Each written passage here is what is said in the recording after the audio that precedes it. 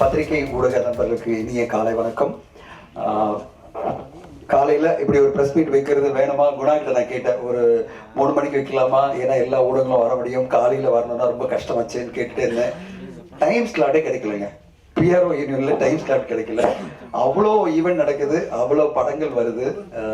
அப்படிப்பட்ட சூழ்நிலையும் இத்தனை ஊடக நண்பர்கள் வந்து இந்த விழாவில் கலந்துட்டு இருக்கு. மிக்க நன்றி பத்திரிகை ஊடக நண்பர்கள். ஃபர்ஸ்ட் நான் தேங்க் பண்ணிக்கிறேன். ஏன்னா அவ்வளோ ஈஸி கிடையாது உங்களை காலையில் இந்த மாதிரி ஒரு ஃபங்க்ஷன் வர வைக்கிறது. அது நீங்கள் எல்லாம் வந்து பார்ட்டிசிபேட் பண்ணி சப்போர்ட் பண்ணதுக்கு நன்றி. அதுக்கு பிறகு இந்த விழா இப்படி ஒரு சிறப்பாக நடக்குதுன்னா அதுக்கு இங்கே வந்திருக்கிற சீஃப் கெஸ்ட் அவங்களுக்கு தான் நன்றி சொல்லணும். முதல்ல இயக்குனர் சசி சார், என்னுடைய நண்பர். பூ அதுலேருந்து நம்ம எல்லாம் பார்த்து வேக்கிற பிச்சைக்காரன், அதுக்கு பிறகு சிவப்பு மஞ்சள் பச்சை. சிவப்பு மஞ்சள் பச்சை படத்துல நான் வந்து லிஜோமல் பேர் வந்து லிஜோமல் சிவப்பு மஞ்சள் பச்சை தான் எதிர்ப்பேன், SMP எதிர்ப்பேன். உங்க பேர் அப்படிதான் ரெஜிஸ்டர் பண்ணி வச்சிருந்தேன். அவ்வளவு சூப்பரா நடிச்சிருந்தீங்க, உங்களை அப்படி நடிக்க வச்சிருந்தார் சசி சார். சசி சாருடைய அறிமுகங்கள் சோடை போனதே இல்லை. பார்வதி இருந்தாலும் சரி, லிஜோமல் இருந்தாலும் சரி, பல நடிகைகள். அப்படிப்பட்ட சசி சார் வந்ததுக்கு நன்றி. எனக்கு ரொம்ப பிடிச்சது வந்து ஒரு 12 வருஷம் முன்னாடி பார்த்து இன்னைக்கு வரையும் வேந்துட்டு இருக்கிற ஒரு படம் வந்து நடுவில் ஒரு பக்கத்தை காண இல்லை, கொஞ்சம் பக்கத்தை காண பாலாஜி சார். நான் எப்பவுமே அவருடைய வந்து அடுத்தடுத்த படைப்புகள் வரணும்னு எதிர்பார்த்துட்டு பாலாஜி சார், ரொம்ப நன்றி நீங்க வந்து கலந்துட்டதுக்கு. நெல்சன் வெங்கடேசன் அவருடைய மான்ஸ்டர் படம் நம்மளாம் பார்த்தோம், ஒரு எலியை வச்சே மான்ஸ்டர் பண்ணவர். அவர் வந்து இப்போ அடுத்தது DNA அப்படின்ற ஒரு படம் எல்லாருமே எதிர்பார்க்கிற ஒரு படம் பண்ணிட்டீங்க. ட்ரெய்லரை கொடுத்து பிஸியா போஸ்ட் ப்ரொடக்ஷன் போயிட்டு இருக்கு. ஆனாலும் சொன்னாரு நான் வரேன் சார், இந்த விழாவில் கலந்துக்கிறேன் அப்படின்னாரு. அவருக்கும் நன்றி. இந்த விழாவில் கலந்துக்கிட்ட மிக முக்கியமா நான் வந்து ரொம்ப தேங்க் பண்ண வேண்டியது பார்த்தீங்கன்னா அது வினீத் சார். வினீத் சார் வந்து எனக்கு ரொம்ப பிடிக்கும். காதல் தேசம் அப்படின்லாம் ஆரம்பிச்சு அவருடைய அந்த ரொமான்டிக் ஹீரோ. அது பிறகு நம்ம வந்து பார்த்து வேந்தது வந்து அவர் வந்து டான்ஸ் சந்திரமுகி படத்துல. இன்னைக்கு வரையும் சந்திரமுகி படத்துல அந்த டான்ஸ், அந்த பாட்டு, அந்த ராரா அந்த பாட்டு வந்தாலே நம்ம வந்து 2 பேரையும் பார்த்து, ஜோதிகா மேமையும் வினீத் சாரையும் பார்த்து வேப்போம். அப்படிப்பட்ட ஒரு டான்ஸரா பல பேர் மத்தியில பல அன்பை எல்லாரும் பார்க்குற ஒரு நடிகர் இந்த படத்துல அவ்வளோ பிரமாதமான ஒரு நடிப்பு கொடுத்துருக்காரு. அவர் வந்த உடனே நேற்று வந்து ஒரு ஷோ வச்சிருந்தோம், ஒரு ஒப்பீனியன் எடுக்கலாம் இந்த படத்துக்காக. ஒரு 4 நாங்கள் ஷோ போட்டே இருந்தோம். எதுக்குன்னா நிறைய பேர்கிட்ட ஒப்பீனியன் எடுக்கலாம். அந்த வந்த ஒப்பீனியன் வச்சு தான் இந்த படத்தில் இப்போ JP சார் சொன்னார் பார்த்தீங்களா, நாங்கள் கரெக்ஷன்ஸ்லாம் என்ன ஒப்பீனியன் சொல்கிறாங்களோ அதை வச்சு கொஞ்சம் நம்மளால் என்ன பெட்டர்மெண்ட் பண்ண முடியுமோ அதெல்லாம் பண்ணும்போது நம்மளுடைய வினித் சார் நேற்று நீங்கள் வந்த உடனே நீங்கள் ஹலோ மேன் அப்படின்னு ஒன்று எல்லாரும் கிளாப்பு தேட்டரில் எல்லாரும் இல்லை உங்களை பார்த்தோன்னே ரசிக்கிறாங்க. அப்படி அதுவும் நீங்கள் பாத்ரூமில் உட்காந்துக்கிட்டு இப்போ வர முடியாது அப்படிலாம் சொல்லும்போது என்ன சிரிப்பு தெரியுமா எல்லாரும். என்ன மாதிரி ஒரு டிரான்ஸ்ஃபர்மேஷன் உங்களுடைய இந்த பெர்ஃபார்மன்ஸில். அண்ட் வெரி மெச்சூர்டான ஒரு பெர்ஃபார்மன்ஸ் வினித் சார். இந்த நேரத்தில் உங்களை வந்து தமிழ் சினிமாவுக்கு மீண்டும் நிறைய படங்கள் நடிக்கணும்னு உங்களை வெல்கம் பண்ணுற மாதிரி உங்களுக்கு ஒரு சாலை பற்றி உங்களை வெல்கம் பண்ணணும்னு நினைக்கிறேன். சசி சார்.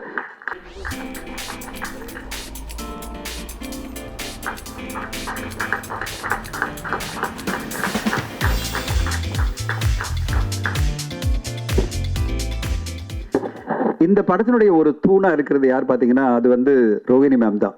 ரோகிணி மேம் எல்லோருமே தமிழ் சினிமாவை செலிப்ரேட் பண்ணணும். என்ன காரணம்னா 50 வருடங்கள் சினிமாவில் இருந்திருக்காங்க. 50 வருடங்கள் இஸ் நாட் அ ஜோக். 50 வருடங்களும் இவ்வளோ பேரோட புகழோட சவுத் இந்தியன் சினிமாவில் ஃபுல்லாக எல்லா லாங்குவேஜ்லையும் ஒரு வாண்டட் ஹீரோயினாக இருக்கிற ரோகிணி மேம்க்கு நன்றி. இந்த படத்தில் அவ்வளோ முக்கியமான ஒரு கேரக்டர் நடித்து ரோகிணி மேம் வந்து சிறப்பாக நடிச்சிருந்தாங்க. நேற்று வந்திருந்த பல பேர் வந்து ரோகிணி மேமை வந்து ரொம்ப நேரம் பேசிட்டே இருந்தாங்க, கொண்டாடிட்டே இருந்தாங்க. அவங்களுக்கு ஒரு மிகப்பெரிய பாராட்டு விழா நடத்தணும். ஏன்னா 50 வருடங்கள் இந்த சினிமா இண்டஸ்ட்ரியில் ஜெயிச்சு வந்துட்டு இருக்காங்க. அவங்களுக்குன்னு ஒரு பிளேஸ் இருக்குது. அப்படிப்பட்ட ஒரு ஆக்ட்ரஸாக அவங்க வந்து ஜெயிச்சிட்டே இருக்கிறதுக்கு இந்த நேரத்தில் நம்ம எல்லாரும் சார்பிலையும் அவங்களுக்கு வாழ்த்து சொல்லணும். அவங்களுக்கு ஒரு சாலை பற்றி நம்ம வந்து கங்க்ராச்சுலேட் பண்ணுவோம்.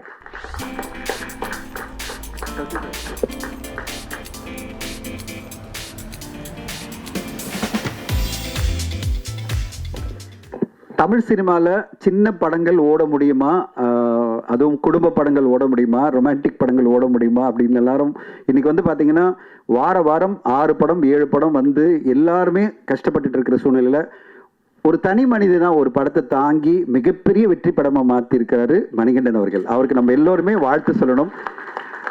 இன்ஃபேக்ட் நான் மணிகண்டன் சாருக்கு வந்து நான் வாழ்த்து சொல்லும்போது என்ன சொன்னேன், you become an inspiration for lot of young actors. புது ஆக்டர்ஸ்க்கு எல்லாருமே நீங்கள் இன்ஸ்பிரேஷனாக மாறிட்டீங்க. ஒத்தால போய் ஒரு சேனல்லையும் உட்காந்து சும்மா ஒரு மெக்கானிக்கலாக எதுவுமே பேசலை. நாங்கள் ஒரு படம் பண்ணியிருக்கோம், நீங்களாம் வந்து பாருங்கள் அப்படியெல்லாம் நம்ம ஒவ்வொரு இன்டர்வியூமே நான் அவருடைய ஒரு 8 இன்டர்வியூ நான் பார்த்தேன். நான் உட்காந்துக்கிட்டு எல்லாத்தையும் இன்டர்வியூ பார்த்துட்டே இருந்தோம். எவ்வளோ என்டர்டெய்னிங்காக பண்ணுறாரு, இந்த இன்டர்வியூஸே இவ்வளோ அழகாக பண்ணுறாரு அப்படின்னு நினச்சி நான் ரொம்ப சந்தோஷப்பட்டேன். அவருடைய பயணம் ஒரு 10 வருட கால பயணத்தை வந்து இவ்வளோ பிரமாதமாக அவருடைய இன்டர்வியூஸ் மூலமாக எப்படி ஒரு கவர் பண்ண முடியும், அட் த சேம் டைம் இந்த படம் எப்படிப்பட்ட படமாக இருக்கும் அப்படின்னு. ஸோ ஆடியன்ஸும் என்டர்டெயின் பண்ணணும், அட் த சேம் டைம் படத்தை பற்றியும் நம்ம ப்ரொமோட் பண்ணணும் அப்படின்னு ஒத்த மனிதராக போய் எல்லா சேனல்லையும் உட்காந்து குடும்பஸ்தன் அப்படின்ற ஒரு படத்தை இன்னைக்கு தமிழ் சினிமா பார்த்து கொண்டாடுற படமாக மாற்றிருக்கிற மணிகண்டன் சாருக்கு என்னுடைய வாழ்த்துக்கள் சார். மணிகண்டன் சாருக்கு நம்ம இந்த நேரத்தில் அவங்க வெற்றிகரமாக இந்த படம் வந்து 25-50 நாட்கள் கடந்து போகும். ஏற்கனவே அவருடைய படம் லவர்ஸ் அந்த மாதிரி தான் 50 நாள் ஓடுச்சு. அதே மாதிரி இந்த படமும் 50 நாள் ஓடும். ஏன்னா 3rd வீக்கும் பார்த்தீங்கன்னா இந்த படத்துக்கு பெரிய பெரிய ஹவுஸ்ஃபுல் காட்சிகள்லாம் போயிட்டு இருக்குன்னா அதுதான் மாபெரும் வெற்றியை பார்க்குற மணிகண்டன் அவர்களுக்கு வாழ்த்துக்கள் மணிகண்டன் சார்.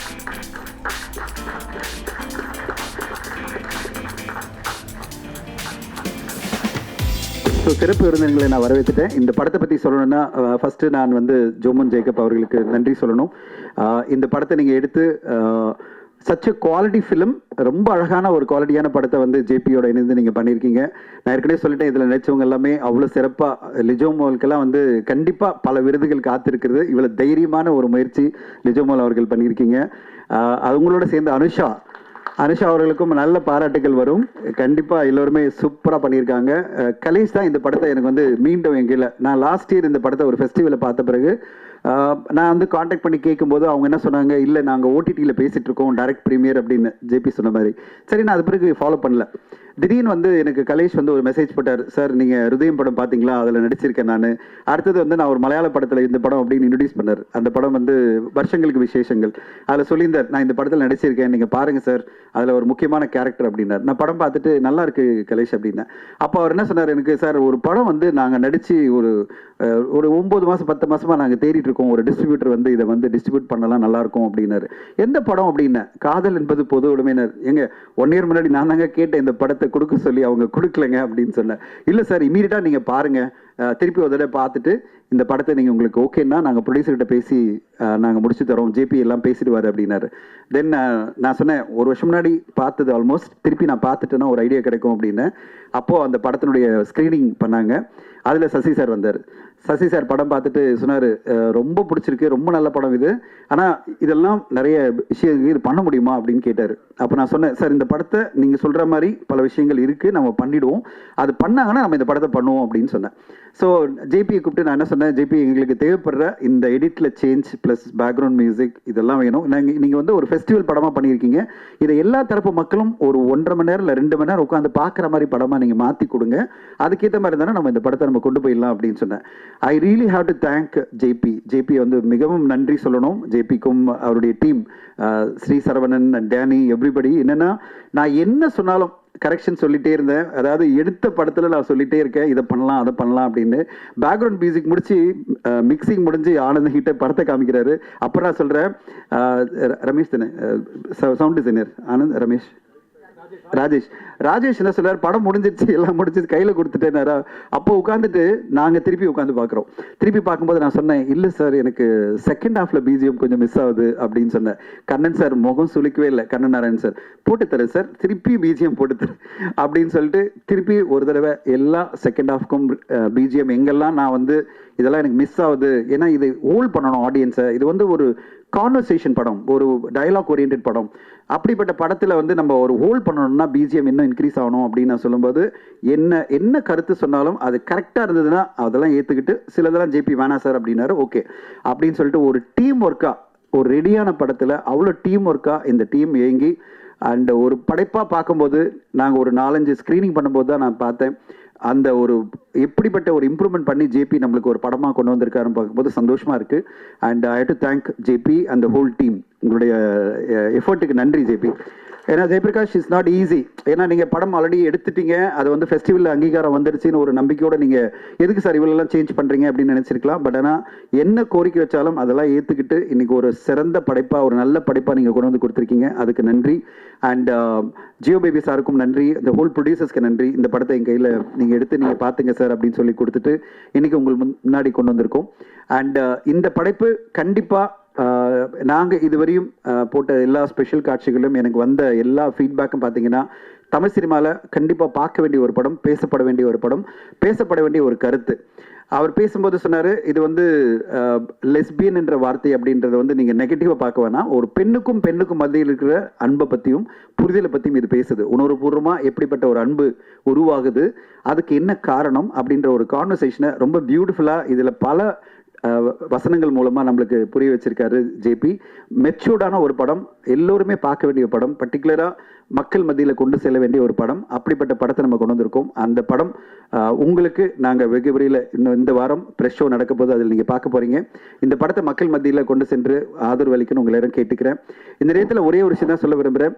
தமிழ் சினிமா பொறுத்தவரையும் பார்த்தீங்கன்னா ஒரு வாரத்துக்கு 8 படம் 7 படம் வரதெல்லாம் வந்து கண்டிப்பாக தவிர்க்கப்பட வேண்டிய ஒரு விஷயம். ஒரு 2 படம் ஏற்கனவே அனௌன்ஸ் பண்ணியிருந்தாங்கன்னா இன்னும் ஒரு 2 படம் வரலாம்.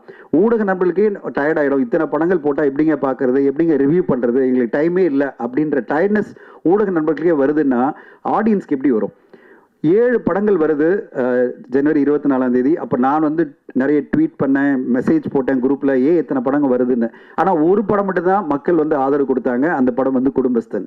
அது பிறகு பார்த்தீங்கன்னா இன்னொரு படம் பாட்டர் ராதா நல்ல சிறப்பான படமாக இருந்தது, இன்னொரு படம் நல்லா இருந்தது. ஆனால் அதுக்கான என்ன சொல்கிறது, அங்கீகாரம் வரத்துக்குள்ளேயே இன்னொரு வாரம் வந்துடுச்சு. அது பிறகு பெரிய படம் வந்துடுச்சு, எல்லாரும் மறந்துட்டாங்க. இப்படிப்பட்ட சூழ்நிலை தான் தமிழ் சினிமாவில் இருக்குது. இந்த நேரத்தில் இந்த வாய்ப்பை யூஸ் பண்ணிவிட்டு நான் வந்து ப்ரொடியூசர்ஸ்க்கெல்லாம் சொல்கிறது, இது வந்து ஒரு ஃபெஸ்டிவல் டேட் கிடையாது. எப்படியாவது ஒரு படத்தை ரிலீஸ் பண்ணிடணும் அப்படின்ற நோக்கத்தில் இல்லாமல் கரெக்டான டேட்டில் எல்லாருமே வந்தால் எல்லோருக்குமே வாய்ப்பாக இருக்கும். இல்லைன்னா நம்மளே நம்ம படத்தை அழிச்சிக்கிற மாதிரி ஆகிடும். ஏதோ ரிலீஸ் பண்ணிட்டோம் அப்படியே போயிடலாம் அப்படின்னு பண்ணக்கூடாது ஒரு படத்தை. ஏன்னா அது ஒரு படைப்பு. அந்த படைப்புக்காக இவ்வளோ பேர் உழைச்சிருக்காங்க, இவ்வளோ நடிகர்கள் உழைச்சிருக்காங்க, ஒரு தயாரிப்பாளர், இயக்குனர் அப்படின்னு பல பேர் அவங்களோட பெரிய உழைப்பை கொடுத்துருக்காங்க. அப்படிப்பட்ட படத்தை வந்து ஜஸ்ட் லைக் தட் தயாரிப்பாளர்கள் ரிலீஸ் பண்ணக்கூடாதுன்றது என்னுடைய கோரிக்கை.